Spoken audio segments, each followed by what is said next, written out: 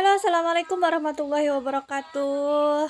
Gimana kabarnya teman-teman semua? Semoga selalu sehat, selalu mendapatkan ridho dan rahmat dari Allah Subhanahu wa Ta'ala. Amin ya Robbal 'Alamin. Mohon maaf teman-teman, hari ini vlognya sedikit berbeda dari yang sebelumnya. Aku mau speak up masalah yang terjadi sekarang di sekitaran kita ini ya, di Indonesia ini, tentunya di negara kita tercinta. Yang pertama, banyak sekali sekarang viral ya, berseliweran di FYP permasalahan Ferdy Sambo dan juga bukan Ferdy Sambo itu yang jadi tersangka. Korban ya, seorang korban polisi yang bernama almarhum Brigadir J. Itu yang pertama yang akan kita bahas. Yang kedua, muncul lagi viral apa? Pesulap merah membongkar trik-trik para dukun. Terus udah gitu banyak yang mengaku-ngaku kebal, kemudian juga malah saling menguji gitu. Siapa yang bisa tembus pisau misalnya, dikasih duit. Terus ada juga yang berani gitu, oh iya saya bisa gitu, tapi pada ujung-ujungnya akhirnya jadi pertikaian, jadi netizen dibuat bingung, netizen dibuat menghujat dan lain sebagainya lah pokoknya.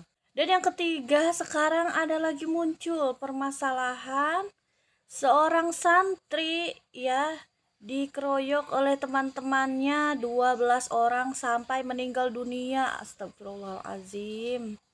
Lalu muncul lagi sekarang aku lihat di FYP ramai-ramai seseorang transgender, terus juga yang LGBT, pokoknya menyukai sesama jenis lah ya, nauzubillah min zalik. Sekarang lagi viral, dia merasa yang transgender, yang LGBT itu tuh takdir gitu, jadi masyarakat harus mau menerimanya gitu. Astagfirullahalazim ya teman-teman. Tapi sebelum kita bahas nih, aku mau ada cerita ya teman-teman, atau ini tuh kisah ya di tahun 1955 ya teman-teman. Dan mungkin sebagian teman-teman ada yang tahu, ada juga yang nggak tahu, atau baru dengar dari saya nih. Saya pun baru tahu juga, dan ini hasil dapat menelusuri aku juga gitu teman-teman, apakah ini benar keberadaannya. Cuman aku belum ke tempatnya ya. Nah, kisah ini, tragedi ini terjadi di Banjarnegara teman-teman. Ya, sebelum aku bahas semuanya dan juga ceritakan tragedinya, teman-teman jangan lupa untuk subscribe dan juga like, komen, juga share ya teman-teman, share. Nah, sebelum kita bahas yang tragedi tadi, itu adanya setelah pembahasan dari eh, orang-orang LGBT ya teman-teman. Yang pertama kita bahas dulu nih, pelajaran aja ya, pelajaran yang dapat kita ambil dari kasusnya almarhum Brigadir J ya teman-teman. Buat kita semua nih, hidup di dunia ini ya, yang memiliki jabatan tinggi atau yang tidak memiliki jabatan sekalipun, kita dapat pelajari nih, yang memiliki jabatan tinggi, kita jangan merasa bangga, merasa sombong ya teman-teman. Karena kita dapat pelajari, lihat saja dari masalahnya kasus almarhum Brigadir J ini, yang menjadi pimpinannya yaitu adalah Ferdy Sambo. Beliau ini adalah seorang jenderal ya teman-teman, dan kemudian kita tahu setelah mendapatkan masalah ini apa yang beliau dapatkan ya. Jadi ambil pelajarannya untuk kita, jangan pernah kita merasakan sombong, meremehkan orang lain ya teman-teman. Kalau Allah sudah berkehendak semua itu terjadi agar jabatan kita diambil, tidak ada pada diri kita. Kemudian juga harta kekayaan yang kita miliki, yang kita nikmati, mungkin di pikiran kita, di logika kita, wah saya udah terlanjur kaya, banyak uang, nggak ada yang bisa ambil harta saya. Tapi kalau sudah Allah berkehendak, diambillah harta-hartanya. Nah, itu pelajarannya buat kita semua, kemudian juga buat orang tua yang memiliki anak, memiliki jabatan ya. Jangan sombong ya teman-teman, kalau kita sudah tidak ada nyawanya, ya sudah dicabut nyawa oleh malaikat, apa yang terjadi ya? Hanya badan yang tidak bernyawa ya teman-teman. Jadi itu pelajarannya buat kita, jangan pernah sombong, meremehkan orang lain ya. Terus yang pelajaran yang kedua kita ambil dari praktek perdukunan ya teman-teman. Nih buat teman-teman yang sebentar-sebentar kalau ada yang sakit nih temennya atau saudaranya langsung bilang, jangan-jangan kamu tuh disantet, jangan-jangan kamu tuh disantet, itu malah justru semakin menambah pemikiran teman kalian atau saudara kalian yang sedang sakit tuh malah menambah was-was dan memang benar justru terkena karena kan sudah dibongkar oleh pesulap merah bahwa trik-trik untuk santet memang ada ya, ilmu gaib itu ada, wajib kita yakini gitu. Jadi santet itu kan metodenya berbeda-beda. Nah, ada yang santetnya katanya secara psikolog, ada yang metode racun. Nah, di situ kita kan ada juga gimana caranya supaya jangan terkena santet gitu ya. Jadi caranya itu keyakinan kita, teman-teman, dan juga kita banyak berdoa sama Allah Subhanahu wa taala dan kita yakin bahwa setiap itu semua karena kehendak Allah Subhanahu wa taala. Mungkin kita berdoa sama Allah, ya Allah ampunilah dosa-dosaku gitu ya. Jadi kita memohon ampun sama Allah atau kita berdoa kepada Allah meminta sesuatu. Jadi agar kita diampuni dosanya oleh Allah Subhanahu wa taala, Allah berikan tuh yang namanya sakit. Karena seseorang yang mendapatkan sakit itu, Allah kirim malaikat, 3 malaikat teman-teman. Allah mencabut kenikmatan makan kita, Allah mencabut aura wajah kita ya teman-teman. Terus Allah cabut kesehatan kita. Dan yang keempat, malaikatnya ada 4 ya yang dikirim. Yang keempat yaitu adalah Allah kirimkan malaikat pencabut dosa ya teman-teman, untuk mengambil semua dosa-dosanya gitu ya, dicabut semua dosa-dosanya oleh Allah Subhanahu wa taala. Dan ketika Allah mentakdirkan ya menyembuhkan hambanya untuk sembuh, malaikat yang Allah utus lagi kepada kita itu untuk mengembalikan semua itu ada 3. Nah tadi kan ada 4 ya, sekarang yang dikembalikan ada 3. Yang pertama yaitu kesehatan, kemudian kenikmatan makanan, dan juga aura wajah kita disembuhkan. Dan satu yang pencabut nyawa itu, pencabut dosa itu ya teman-teman, tidak dikembalikan. Jadi kita dibersihkan dari dosa-dosa. Nah di situ saja kita kalau mendapatkan sakit, kita jangan suuzon kemana-mana atau berpikiran disantet lah inilah, atau kita juga melihat saudara atau teman, jangan ya teman-teman, jangan kita jangan-jangan disantet, jangan-jangan gini, atau apalagi kita pergi ke dukun untuk berobat gitu ya, jangan teman-teman. Cukup kita sendiri aja yang mengobati dengan keyakinan, dengan doa, dan juga kita datang ke ahlinya yaitu dokter ya teman-teman. Datang ke dokter kalau misalnya batuk berarti obatnya obat batuk, kalau misalnya mah berarti obatnya obat mah gitu. Jadi kayak gitu aja, jangan pergi-pergi ke dukun karena dukun itu tempatnya dusta teman-teman. Dukun itu kan bersekutu atau berteman dengan iblis ya teman, dengan setan. Setan dan iblis itu adalah makhluk yang dusta, yang suka bohong, yang suka dusta ya. Jadi kita jangan percaya sama dukun, itu pelajarannya ya buat kita semua teman-teman. Terus yang ketiga, nah yang ketiga ini apa tadi? Lagi ramai seorang santri yang dikeroyok oleh teman-temannya 12 orang. Bayangkan teman-teman, itu di pondok pesantren. Bayangkan seorang tua ya, orang tua mengirimkan anaknya ke pondok pesantren itu untuk belajar, menuntut ilmu, ya berharap penuh agar anaknya itu menjadi anak yang soleh solehah. Namun ternyata mendapatkan kabar bahwa anaknya sudah tidak bernyawa lagi dikarenakan dikeroyok oleh 12 temannya. Masya Allah, astagfirullahaladzim. Nah ini pun apa yang harus kita ambil pelajarannya. Yang pertama, mohon maaf, aku bukan menasehati pondok pesantrennya atau menyinggung kiainya ya, atau yang memiliki pesantrennya. Nah ini yang paling penting, menanamkan adab ya. Jadi nomor 1 itu adab teman-teman, karena di sini disinggung bahwasannya katanya perkaranya santri ini mengapa korban ini ya dikeroyok oleh teman-temannya, sebetulnya provokatornya 1. Yang si provokator ini temannya ya, seorang temannya itu dibangunkan, selalu dibangunkannya katanya pakai kaki gitu, dibangunkan pakai kaki. Kemudian dia merasa gitu ya, si provokator ini merasa si korban ini tidak sopan, jadi dia sakit hati. Kemudian si provokator ini memprovokatori apa sih teman-temannya gitu untuk mengkeroyok si korban ini gitu. Nah, kenapa kita itu sebelum mempelajari semuanya isi Al-Quran memang harus tanamkan dulu yang namanya adab ya teman-teman. Termasuk kita kepada anak-anak kita ya teman-teman. Yang pertama kali kita tanamkan adab dulu. Karena dengan adab semuanya insya Allah terkuasai ya. Kalau kita tanamkan yang pertama apa namanya isi-isi dalam Al-Quran tapi kita tidak sambil menanamkan adab, begitulah terjadinya teman-teman, adanya tidak dapat mengimbangi atau apapun yang ilmu yang mereka miliki gitu ya teman-teman, tidak dapat terimbangi kalau tidak adanya adab gitu. Nah, usulan-usulan saya buat semua pondok pesantren, tolong pertama kali ditanamkan itu adab dulu gitu ya. Saya justru pernah gitu ya atau sering gitu bertemu bagaimana sih seorang santri di luaran sana, misalnya di luar pondok pesantren gitu. Jadi terlihat sekali lah gitu. Banyaknya mereka itu menuntut ilmu, jadi lebih tinggi ilmu daripada adabnya. Kebanyakan seperti itu nih. Mohon maaf ini bukan ngejudge ya.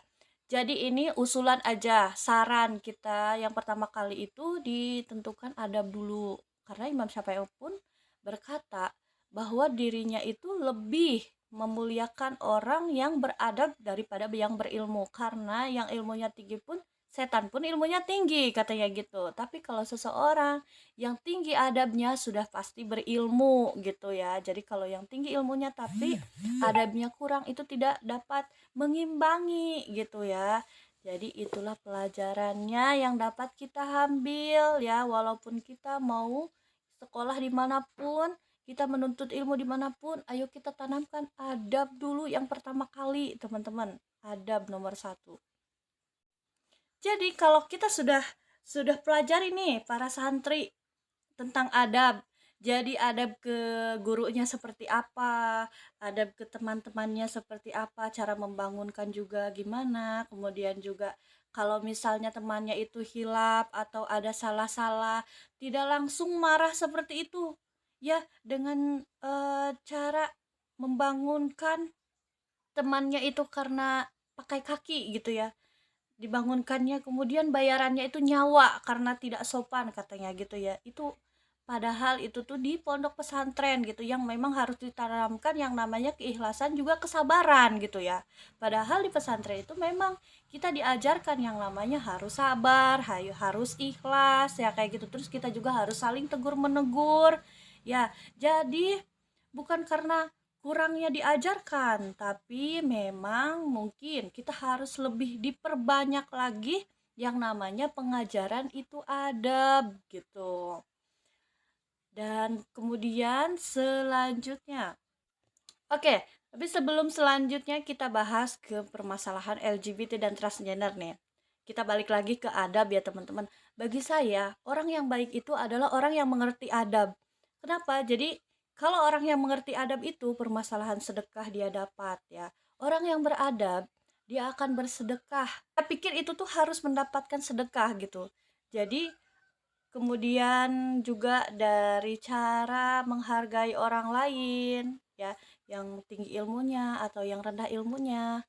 Kemudian juga menghargai orang lain itu tidak dilihat dari umurnya yang lebih dari beliau atau di bawah beliau gitu ya. Kemudian juga dari jabatan, dia menghargai orang yang memiliki jabatan atau yang tidak memiliki jabatan. Begitulah luar biasanya adab ya teman-teman.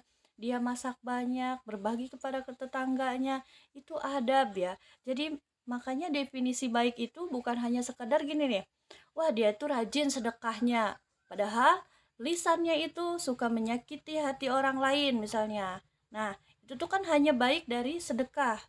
Nah kalau kita bicara apa sih baik itu? Baik itu, orang yang baik itu adalah orang yang mengerti adab.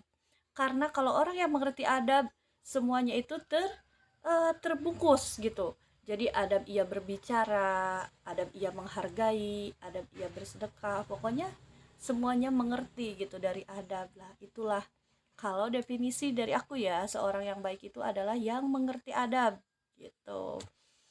Nah, kita ke bahas ke permasalahan yang selanjutnya yaitu transgender dan LGBT. Banyak sekali nih para netizen di Indonesia ini memuji-muji, mengagung-agungkan. Nih, mohon maaf, yang namanya LGBT. LGBT itu kan menyukai sesuka jenis ya, teman-teman. Itu tuh hal yang dilarang oleh Allah Subhanahu wa taala, dan sebetulnya semua agama pun melarang ya. Tidak dihalalkan yang namanya menyukai sesama jenis ya, teman-teman, karena itu hal yang menjijikan, bukan tempatnya gitu. Nah, jangan kita memuji-muji orang yang bermaksiat, teman-teman. Oh, ada yang bilang, mungkin kan Nurul iri aja kali ngedenger atau ngeliat orang-orang memuji-muji. Bukan gitu ya, teman-teman. Aku mengingatkan di sini buat teman-teman semua gitu. Kenapa kita jangan memuji-muji orang yang bermaksiat, karena nanti orang yang bermaksiat itu akan merasa bangga. Dan kemudian orang yang tadinya sembunyi-sembunyi berbuat maksiat itu akhirnya dia mengepakkan sayap terang-terangan karena yang lain juga diakui wah kehebatannya gitu. Terus transgender yang tadinya laki-laki ya tanpa ada kelainan. Kalau misalnya ada kelainan yang kita dapat ketahui waktu itu ada namanya yang aparat itu, teman-teman, TNI ya, ada yang kelainan gitu. Itu boleh gitu karena itu ada kelainan, tapi kalau sengaja-sengaja Allah takdirkan beliau itu laki-laki diganti menjadi perempuan, itu adalah dosa besar, teman-teman, karena melanggar kodratnya Allah Subhanahu wa taala. Jangan main-main kalau kita menyukai orang-orang atau memuji-muji orang-orang yang bermaksiat, itu dampaknya jelek, buruk, teman-teman. Nauzubillah min zalik ya. Apalagi ya hal ini tuh pernah terjadi, teman-teman, di kisahnya Nabi Lut alaihi salam. Bagaimana terjadinya Allah mengazab kaum Sodom ya, umatnya Nabi Lut. Jadi kaum Sodom itu kaum yang ngeyel karena mereka itu mendapatkan kehidupan yang mewah, yang bahagia gitu. Kemudian mereka hidup sesuka hati gitu, semau mereka. Jadi perempuan dengan perempuan, laki-laki dengan laki-laki gitu ya, teman-teman, berhubungan. Nah, nauzubillah min zalik, kita jangan sampai seperti itu. Kan udah itu kan pada zaman Nabi Lut, di kita nggak akan ada, ini udah zaman modern. Tetap kalau dalam Al-Qur'an tetap tidak ada zaman dulu, zaman modern. Dalam Al-Quran sudah dilarang, teman-teman. Karena di Indonesia pun pernah terjadi, hanya saja nih dibungkam ya. Semuanya tuh bungkam, gak maulah ngebahas-bahas gitu masalah tragedi ya yang sudah terjadi di Indonesia ini. Tragedi apa sih yang pernah terjadi di Indonesia ini? Yaitu tragedi yang terjadi di Banjarnegara, teman-teman. Nah, ini pun sama, hampir sama seperti tragedi pada zaman Nabi Lut ya. Jadi sudah aku telusuri, jadi namanya itu desa atau dusun Lenggeteng yang berada di Banjarnegara. Teman-teman bisa lihat ya, yang belum pernah dengar bisa lihat ceritanya di Google, apakah saya ini ngarang cerita atau memang ada gitu. Nah, tragedi ini terjadi pada tanggal 16 April tahun 1955. Memang kita belum lahir, tapi orang tua di sana itu memang mengisahkan ya turun temurun. Kalau kita memang, saya pribadi dari Banten, saya juga baru tahu gitu ya, teman-teman. Nah, jadi tragedinya ini ya, dusun Lenggeteng ini adalah salah satu dusun di Banjarnegara ya, teman-teman, memiliki tanah yang subur, kemudian juga kesejahteraan. Mereka itu banyaknya bertani ya, teman-teman, karena posisinya itu dekat dengan gunung. Nah, jadi tanahnya subur, kemudian juga kalau panen selalu bagus, paling unggul sayur-sayurannya, buah-buahannya gitu ya, teman-teman. Mereka itu tidak pernah merasakan kekurangan. Apabila di tempat yang lain ya, di dusun-dusun yang lain gagal panen, kalau di tempat mereka selalu bagus, selalu subur, selalu banyak panennya gitu. Nah, membuat mereka itu malah justru bukannya bersyukur, malah malah menyimpang, menjadi orang-orang yang menyimpang ya. Seperti halnya kita nih yang sekarang kita lihat transgender, LGBT, merasa dia ingin diakui. Janganlah, kita tuh jangan dihakimin. harus toleransi. Toleransi itu kan berbeda-beda agama ya, tapi tetap satu tujuan, berbeda-beda suku tapi tetap satu tujuan. Bukan bukan dia menyimpang terus kita harus toleransi ke dia, nggak bisa ya. Yang namanya menyimpang itu kita harus tetap ditegur, itu tuh menyimpang, kamu tuh nggak boleh kayak gitu kan. Nah, jadi di dusun Lenggeteng itu orang-orangnya malah menyimpang, teman-teman. Ibu dengan anak, kemudian juga ayah dengan anak berhubungan, kemudian juga laki-laki dengan laki-laki, perempuan dengan perempuan, seperti binatang ya, nauzubillah min zalik, teman-teman. Kemudian selalu ada hiburan malam, nari-nari, mabuk-mabukan ya teman-teman. Setiap malam selalu melakukan seperti itu dan selalu berbanyak-banyak bermaksiat gitu ya. Jadi orang-orang malah suka bermaksiat gitu di dusun Lenggeteng itu. Bagi mereka sudah terbiasa melakukan maksiat tersebut ya teman-teman, karena semuanya di situ, semua orang di situ di dusun Lenggeteng itu memang seperti itu gitu, bermaksiat. Yang namanya ayah dengan ibu, ayah dengan apa namanya anaknya, ibu dengan anaknya itu sudah terbiasa, laki-laki dengan laki-laki, perempuan dengan perempuan berhubungan, itu sudah biasa gitu. Nah, kita pun nih pelajarannya jangan menganggap biasa hal kemaksiatan. Kita puji-puji padahal itu tuh salah gitu, itu tuh maksiat. Terus menganggap udah biasa gitu. Jadi jangan kita menganggap biasa. Karena dusun Lenggeteng ini menganggap penyimpangan itu hal yang biasa. Kemudian suatu waktu Allah turunkan azab ya teman-teman. Di mana nih aku ceritakan. Jadi dusun Lenggeteng ini dusun Lenggeteng lah. Taruhlah ini dusun Lenggeteng. Di sini juga ada dusun yang lebih dekat dari gunung ya teman-teman. Nah, gunung ini jauh dengan dusun Lenggeteng karena di sini terhalang, ada dusun lagi yang lebih dekat dari gunung gitu teman-teman ya. Ini aku secara gambaran aja ya teman-teman. Jadi tragedi dusun Lenggeteng ini dikenalnya itu tanah yang terbang. Mengapa? Karena gini, kalau terjadinya longsor, gunung itu kalau longsor pasti otomatis yang terkena itu dusun yang lebih dekat dulu dari lereng gunung ya. Ini jauh, dusunnya itu jauh dari gunung. Nah, si gunung ini seperti seolah-olah terbelah teman-teman, terbelah menjadi seperti ini nih, terbelah. Nah, terbelah terus dia terbang melewati dusun ini yang lebih dekat. Kemudian dia terbang dan menimpa dusun Lenggeteng ini. Jadi seperti ini gambarannya teman-teman. Nauzubillah min dzalik.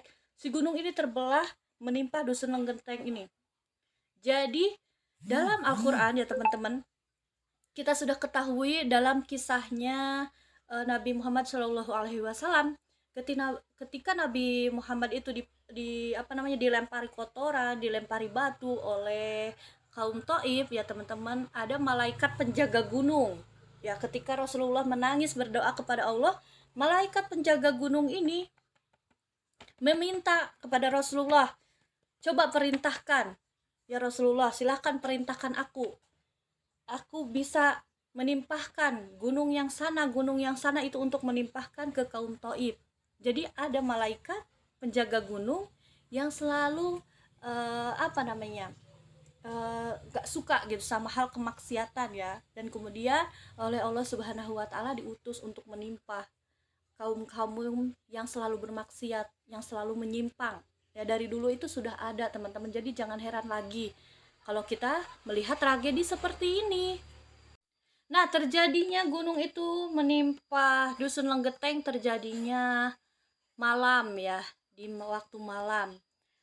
Dan dusun-dusun yang lain juga mendengar suara dentuman gitu yang amat sangat keras.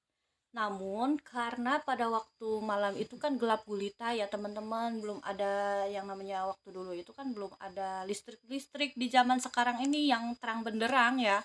Dulu itu kan gelap, kemudian juga dingin. Jadi dusun-dusun yang lain tidak melihat, tapi sebetulnya penasaran itu tuh suaranya apa, dentumannya itu besar banget gitu kedengerannya. Di saat pagi hari dusun-dusun itu melihat biasanya gunung berdiri seperti ini kan ya teman-teman, mereka itu sangat terkejut gitu karena gunungnya itu cuma tinggal sepotong, dan ternyata dilihat dusun Lenggeteng ini seperti menjadi bukit. Jadi si dusun Lenggeteng ini tertimbun ya oleh gunung gitu. Jadi makanya disebut peristiwanya ini tanah yang terbang, karena ini tuh jauh banget gitu jaraknya antara gunung sama ini, sama dusun Lenggeteng ini, padahal di sini masih ada dusun-dusun yang lainnya gitu ya teman-teman. Makanya di sini pelajaran buat kita semua, tidak ada yang tidak mungkin ya teman-teman. Allah menurunkan azab kepada orang-orang yang selalu bermaksiat. Nah, kalau kita melakukan dosa ya teman-teman, kita sadarlah teman-teman, kita memohon ampun, banyak beristighfar kepada Allah, dan jangan lagi terjerumus pada dosa itu ya teman-teman. Kalau kita takut akan azab Allah Subhanahu wa taala, itu pelajarannya buat kita. Jangan kita melihat orang-orang yang bermaksiat malah di apa namanya tuh didukung. Wih, cantik banget kakak, semakin cantik gitu kan, dioperasi, yang tadinya laki-laki menjadi perempuan, oh semakin cantik sekarang ini. Kemudian yang LGBT, ya dong, harusnya dirangkul aja, mereka ini juga kan manusia ya. Bukan kita maksudnya yang LGBT ini malah sama kita harus dibunuh atau di bumi hanguskan. Walaupun ada sebagian hadis yang pernah aku dengar bahwa Rasulullah Shallallahu Alaihi Wasallam pernah bersabda, ada hadisnya ya teman-teman, tentang ini sensitif sekali tapi ya, jadi justru yang penyimpangan itu, yang LGBT itu harus dibunuh katanya gitu. Tapi itu tuh hadisnya aku belum tahu soheh apa enggak gitu ya. Jadi intinya kita jangan memuji atau mendukung orang-orang yang bermaksiat, itu saja, nanti dia akan bangga dengan kemaksiatannya gitu. Dan juga itu berdampak buruk buat kita semua. Nah, itu saja teman-teman, speak up dari aku ya. Mohon maaf bila ada kata-kata yang salah atau menyinggung hati kalian. Assalamualaikum warahmatullahi wabarakatuh.